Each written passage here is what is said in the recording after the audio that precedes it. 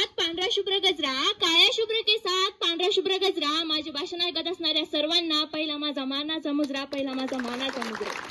सलाम आहे त्या वीरांना ज्यांच्यामुळे हा दिवस पाहिला, सलाम आहे त्या वीरांना ज्यांच्यामुळे हा दिवस पाहिला. भाग्यशाली आहे जी आई जिच्या पोटी जन्मलेल्या वीरांमुळे हा देश अखंड राहिला, हा देश अखंड राहिला.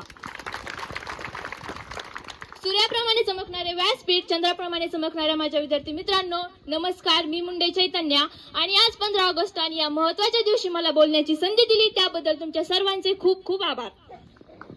खून कहो किस मतलब का जिसमें उबाल का नाम तक नहीं, ओ खून कहो किस मतलब का जो आ सके देश के काम नहीं, ओ खून कहो किस मतलब का जिसमें जीवन न रमानी हो, जो पर्वत बनकर बहता हो वो पानी नहीं खून है, वो पानी नहीं खून है. हम सब बहुत भाग्यशाली है कि हमने स्वतंत्र जैसे भारत देश में जन्म लिया.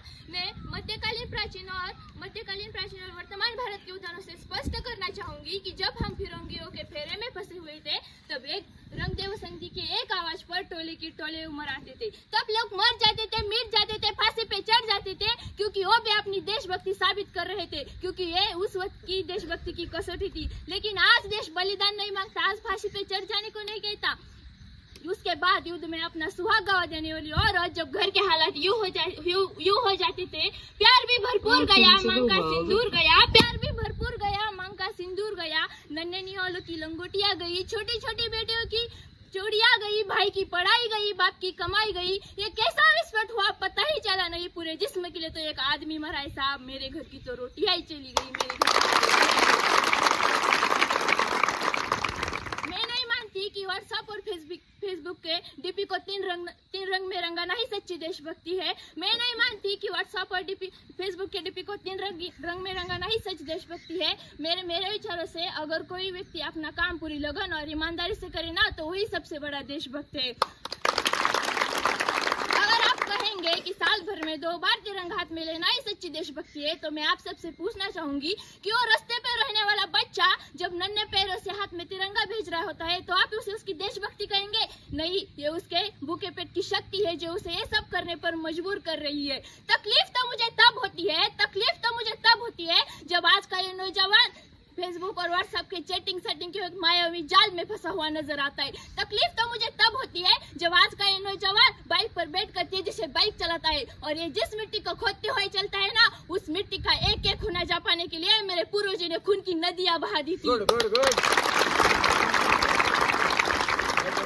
मित्रांनो, आपल्याला जर आपल्या देशाची सेवा करायची असेल, आपल्याला जर आपल्या देशासाठी काहीतरी करायचं असेल तर आपल्याला समजायला हवं की माझी जिम्मेदारी काय आहे, मी काय करू शकते, मी काय करू शकतो. त्यासाठी आपल्याला आपल्या देशाला काही पुढे नेण्यासाठी आपल्याला काहीतरी करावं लागेल आणि त्यासाठी आपल्याकडे फक्त एकच मार्ग आहे आणि तो म्हणजे शिक्षण शिक्षण शिक्षण. आणि ते शिक्षण तेच उत्तम दर्जाचे संचालक सन्माननीय दराडे सर देत आहेत. जेव्हा एखादा पक्षी आकाशात उंच अशी भरारी घेतो ना, तेव्हा त्याचं लक्ष मात्र त्याच्या घाटातल्या खाली पिल्ल्यांकडे असतं आणि त्याचप्रमाणे आपल्या दराडे सरांचं लक्ष आपल्या सर्व विद्यार्थ्यांवर असतं.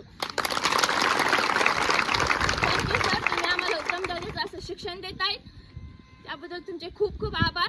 जाता जाता मी एवढंच म्हणेल, लहराएगा तिरंगा सभी आसमान पर, लहराएगा तिरंगा सभी आसमान पर, भारत का नाम होगा सबकी जुबान पर, भारत का नाम होगा सबकी जुबान पर.